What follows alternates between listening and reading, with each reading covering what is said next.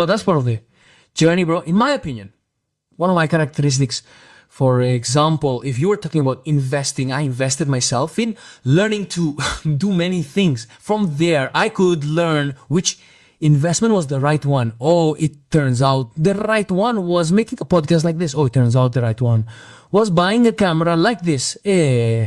Oh, I shouldn't make things like this because the content is dangerous or could be bullied. I wanted to prank homeless people. Oh, that was wrong. Although I meant being pranked by homeless people, whether people underestimate you or not when you're a nobody. It turns out it's up to people to interpret it however they want. But at that time, I was bullied for wearing a bandana. Wow, I was bullied for wearing a bandana. But people don't know that my bandana made me have 10 million subscribers at that time. Then people ask me why I bought a Lambo. I bought all sorts of things. Because I think part of my investment back then was that people used to underestimate the profession of content creators too much. What is a content creator? The right job is an S. Work in a bank. Where do I work? A contrat. I was negotiating with a brand. I was offered a purpose. I was told to come at 10 RP, 15,000, 2 million, bro. That's 5 days away, bro. Buy a car for 6 hours, 8 hours, sometimes GOP, like making this content. Then I'll be paid GOP. Even though at that time my followers had started to increase. When I arrived in a Mercedes, then I got an i8, then a Lamborghini, then I got in a Range Rover, and then I got in a Rolls Royce. Wow, so content creators are like this, that and this.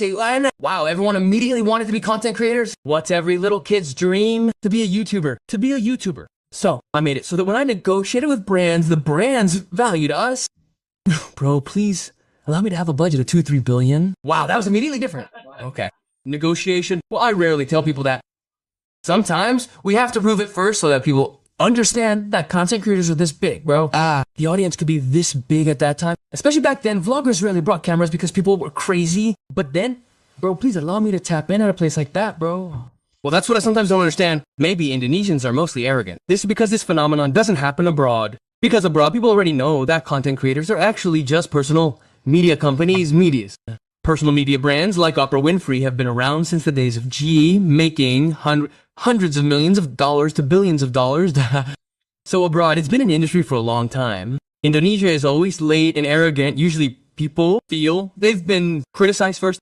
They think influencers are, oh, they're more powerful than influencers. They think they're inferior. Wow. But what exactly did you do at that time that ultimately made you different from other people? Yeah. This is a cool question in my opinion.